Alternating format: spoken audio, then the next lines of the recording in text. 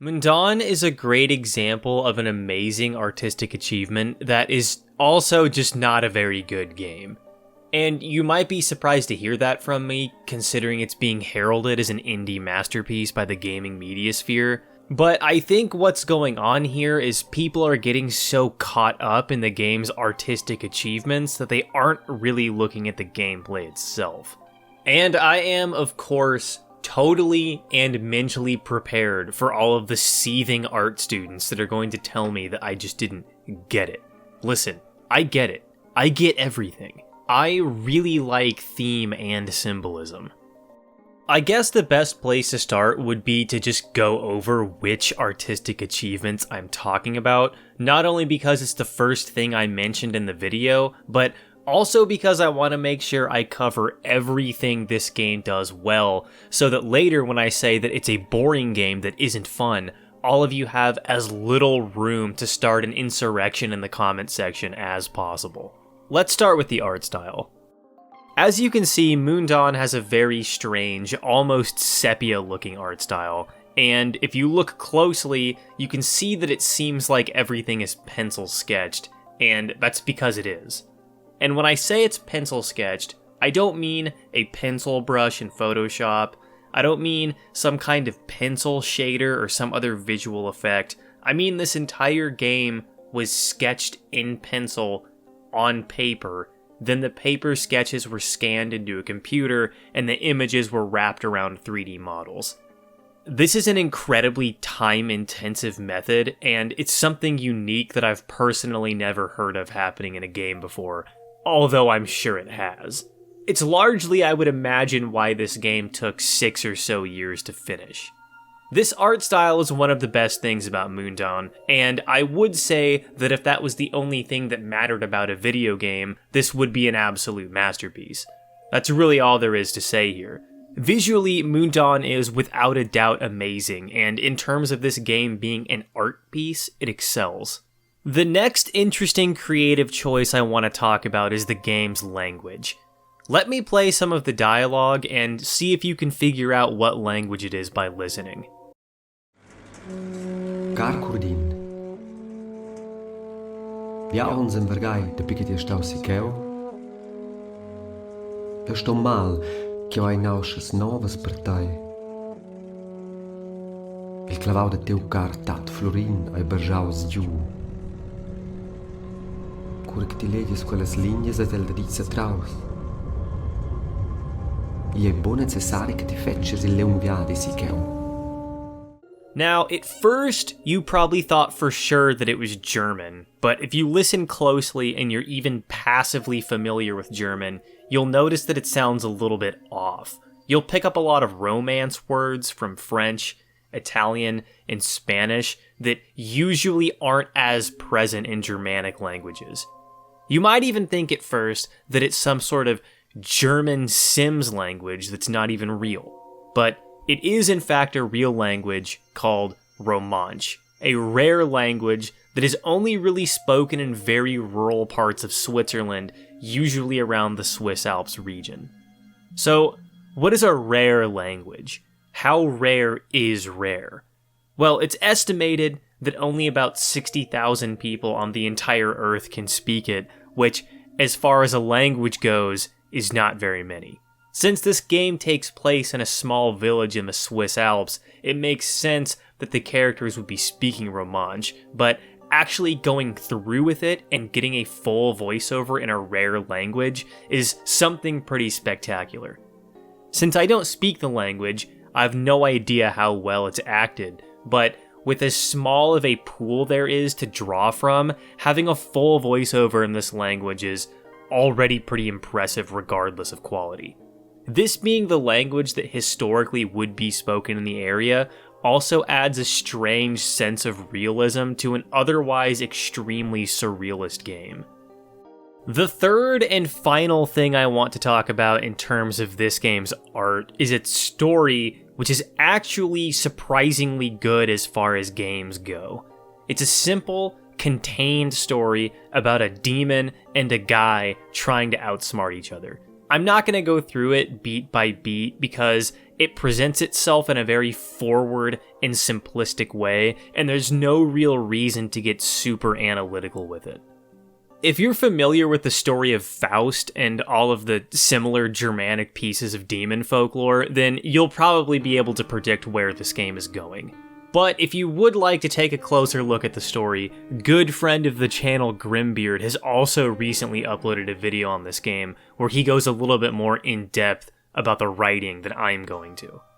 All of that aside, the most important thing about the story, I think, for the context of this video is how it's told, which is through a lot of extremely well-made scenes. I'm going to be showing some specific scenes and giving some examples of camera work in this section, so if you want to avoid potential spoilers, maybe skip this part.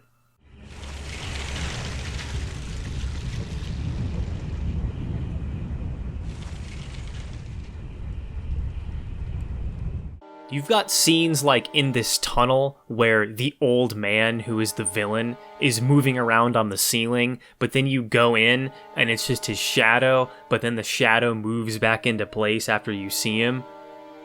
The first time the goat head talks is great. Se sente so smeglier, mia cara.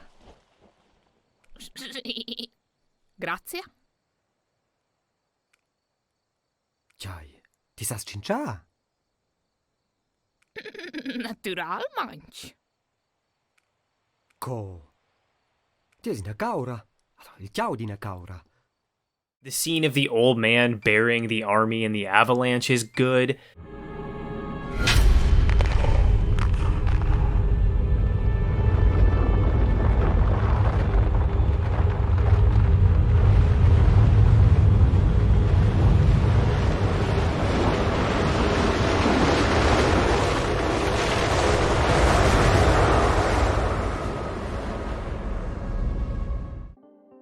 This scene where the player is hallucinating in the mirror is awesome. There are so many good scenes in this game, and they all have striking, surrealist camera work that required an incredible amount of confidence in the guy who programmed them. And let me explain what I mean by confidence.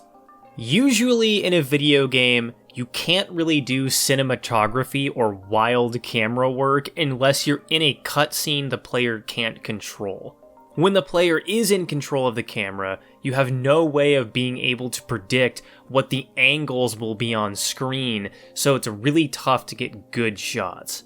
You can do fixed camera angles like old survival horror games to get around this, but another great way to do it is to design the levels and the scenes in such a way that you can accurately predict and be confident about where the player is going to put the camera. Let's look at an example. At the end of the game, the demon is revealing its true form and this big face is coming out of the wall. The player has this cross right in front of the demon's face to try and ward him off, but it fails, and when the demon gets closer, it does this.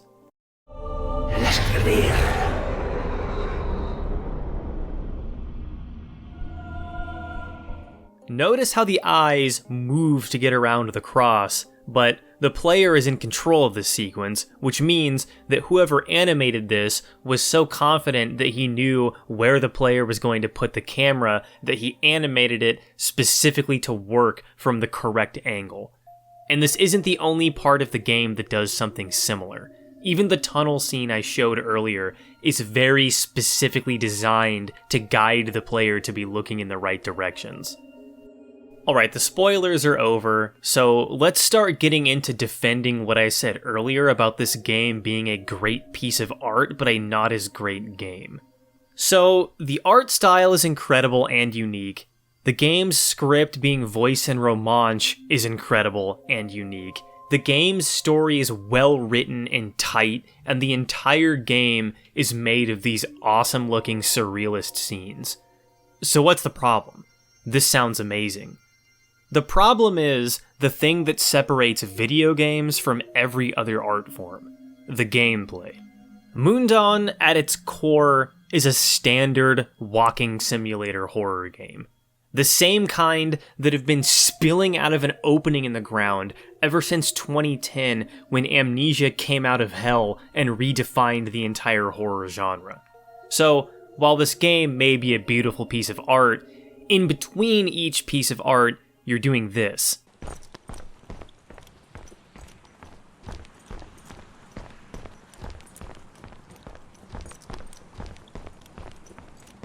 If what you have is a bunch of beautiful scenes and a stylistic art style with a well-written story and surreal camera work, but the game is just...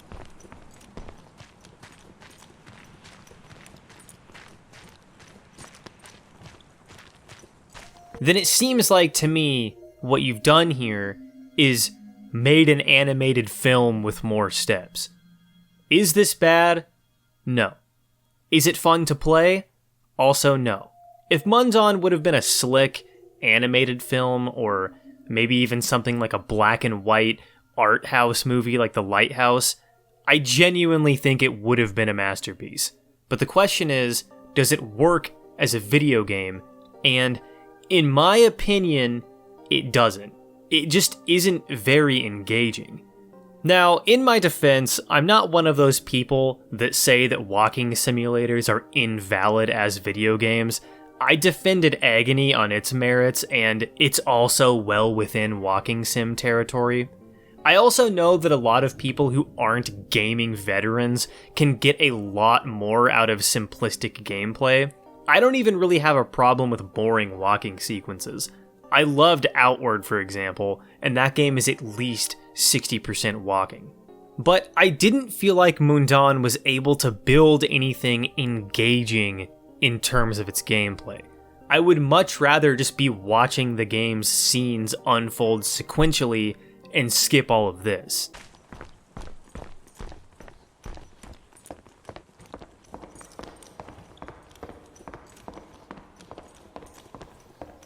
But this is all, of course, an opinion, and I don't think it would be fair to say that Mundan is objectively bad or that you shouldn't buy it. In fact, I would probably even go so far to say that it's good, just extremely boring. As a palate cleanser before this video is over though, I'm going to go over some gameplay mechanics and some concepts that in a vacuum I thought were really good and creative. I liked the game's coffee ritual, for example, which is how you increase your resistance to the fear effects that enemies have. You need a pan, a cup, some coffee, some water, and a log, which are all items that you just kind of find laying around.